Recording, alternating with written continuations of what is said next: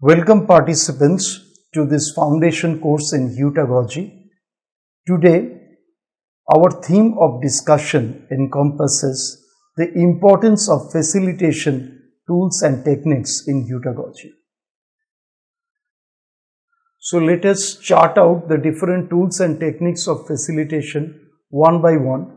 The first intervention about which we shall have a discussion is situational analysis and task planning.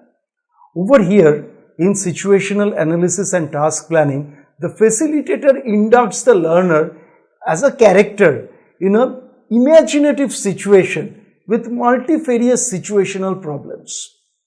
Remember, the learner is inducted as a character in this situation.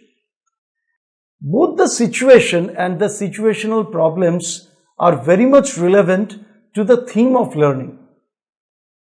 The learner is encouraged by the facilitator to execute critically situational analysis and to trace out the causative factors which are triggering the problems. The learner is inspired by the facilitator to alleviate the situational problems, deploying their creative acumen, their insightfulness, their analytical thinking. What is the outcome of this intervention? If we administer this facilitation technique, it is observed that the achievement, motivation and the engagement of the learners will get enhanced to a great extent. Moreover, the cognitive competences of the learners such as critical thinking, creative thinking, decision making and problem solving will get intensified considerably. Let us come to the second intervention on facilitation, which is creative exercises and projects. Facilitator encourages the learners to design and develop various types of prototypes of innovative products and services that are very much beneficial to the different segments of human populace. In this situation, it should be noted that all the innovative products and services that are being developed by the learners are very much user-centric. That is, they are based on human needs and human problems. The facilitator enthuses or encourages the learners to solve the challenging problems in the exclusive and unprecedented way by deploying the creative acumen of the learners. The facilitator inspires the learners to develop innovative concepts and paradigms which are relevant to the theme of learning. The facilitator is also motivating the learners to create visual illustration of different concepts and views without using a single word. Everything should be visually illustrated and visually represented. Let us have a discussion regarding the outcome of this intervention of facilitation, creative exercises and projects.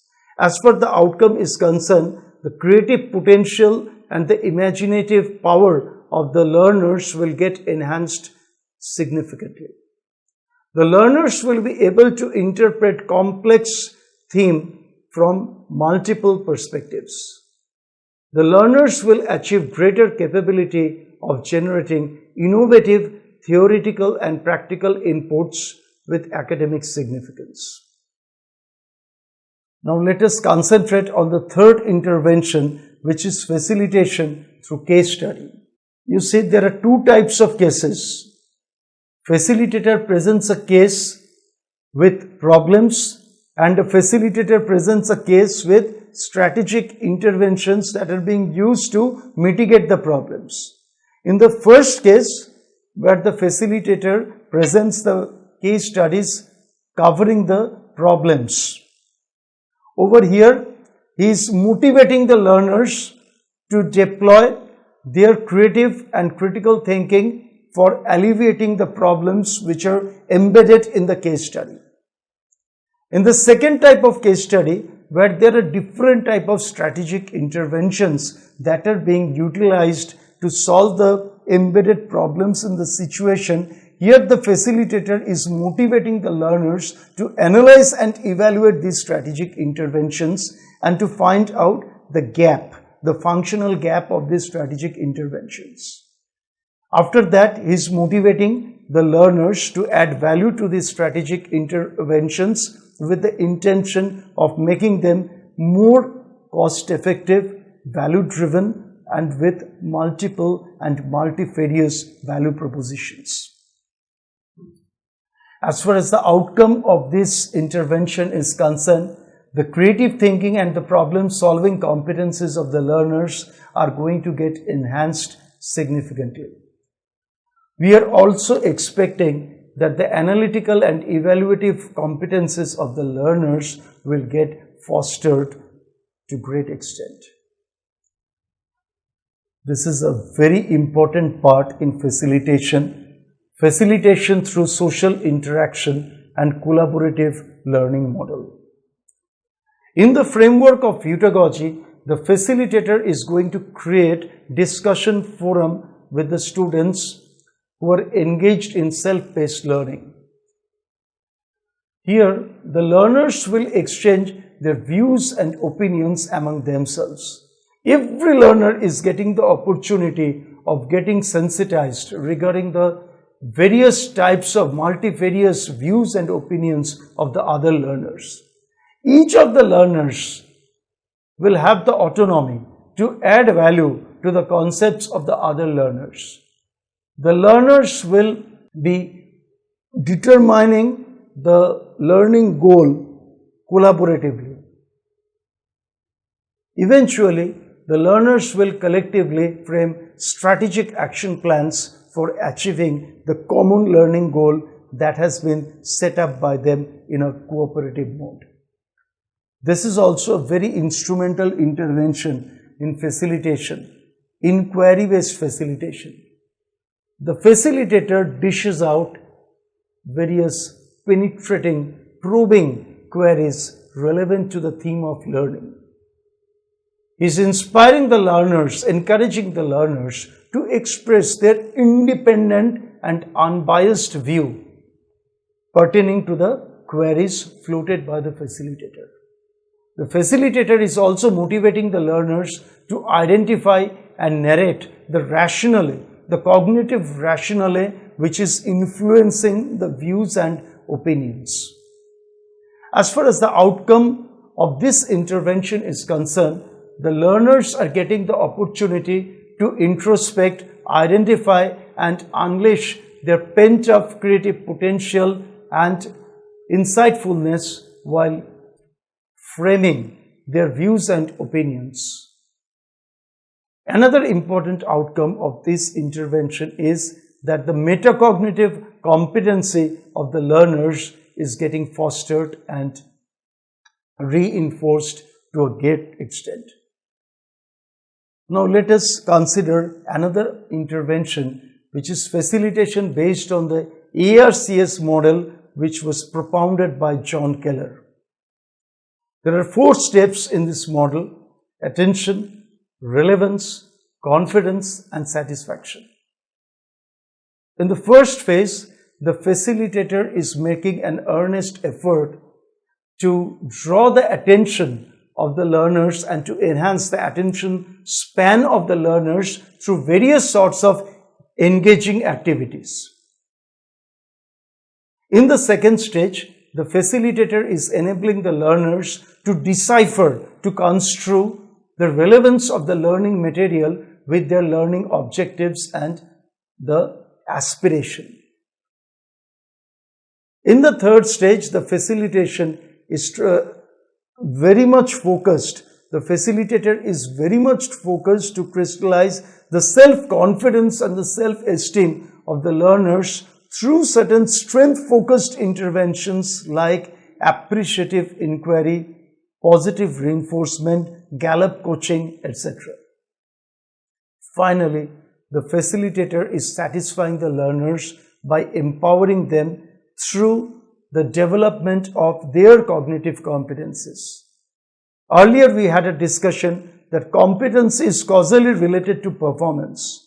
So once the competency is developed and fostered within the learners, eventually it will become very much easy for the learners in comprehending, narrating, retaining and applying the learning inputs in a judicious manner. This is also strength-focused intervention, that is facilitation through positive reinforcement. Over here, the facilitator is administering reinforcing stimuli in the form of appreciation, award, acknowledgement, etc. to the learners for every successful behavior or desirable performance delivered by them. Eventually, after every successful behavior evinced by the learners, the facilitator is providing the reinforcing stimulus in the form of appreciation, acknowledgement and award. What's the result? It will be observed that the frequency of the desired performance of the learner gets enhanced under the influence of the reinforcing stimuli. So this is definitely a strength-focused intervention where the facilitator is trying to foster the strength, the competency, the potential of the learners. Let us have a discussion regarding a cognitive intervention which is termed as mind mapping. So over here, first of all, it was opined by Tony Buzan. First of all, the facilitator presents a significant theme which is highly relevant to the learning content of the learners and asks them to consider this point as the central concept. Then he is encouraging the learners to analyze the central component or the central concept into various subcomponents. So each thematic component you see is segregated into different subcomponents. In the next stage, the facilitator is motivating the learners to establish connection, association or relationship among the different fragmented components and the subcomponents which are emerging from the central concept. The facilitator is motivating the learners to trace out the beneficial features of each of the component and the subcomponents. Finally, the facilitator is encouraging the learners to identify or to predict the future impact of each beneficial feature of the different thematic component and subcomponents in human life. So you see, mind mapping is fostering divergent thinking. It is also facilitating the learners to enhance their analytical acumen. Previously, we had a discussion regarding a tool of facilitation which is promoting divergent thinking. This time, we are having discussion regarding another tool of facilitation which is promoting convergent thinking. It is called as affinity diagram. In affinity diagram, what happens? The facilitator exposes the learner to a huge volume of disorganized learning content. After that, the learners are motivated to organize the learning content on the basis of a specific logical rationale. The learners are motivated to execute comparative analysis among the different learning inputs in the whole learning content. Thereafter, that is after the comparative analysis among the different learning inputs, the learners are motivated to trace out the conceptual clarity between the different learning and inputs and the conceptual affinity among the different learning inputs. Whenever there is conceptual affinity pertaining to the different learning inputs, the learners are asked to structure or to construct different structured categories. Each category will cover the learning inputs with conceptual affinity. All the diagrams will be clubbed together, that is, all the structures will be clubbed together, and ultimately it will be illustrated as an affinity diagram. Finally, we are coming to an intervention which is termed as cognitive flexibility model. In this model, the learning facilitator is providing various types of examples of a single concept or a single theme in different contextual frameworks. But the core of the practical examples in different contextual frameworks should be related to each other. Say, for example, scaffolding, which is providing active support, guidance, hand-holding to the new learners. Now, if the facilitator gives the example of scaffolding pertaining to a coach and a manager, pertaining to an educator and a learner, pertaining to mother and daughter in the kitchen. So you see, multifarious examples of scaffolding are being presented, but all of these examples are in different contextual framework. So as an outcome, what happens? The learner can realize the concept with multiple relevant contexts. The learners can decipher the essence of the concept through a series of practical examples. The learners will be able to establish integration between the theoretical concepts and the practical applications. So, dear participants, this was our session on the different tools and techniques of facilitation. In our next session, we shall make you acquainted with the different strategic interventions of performance coaching that are very much instrumental in building up a result-focused approach among the learners in the framework of Heutagogy. Thank you, my dear participants.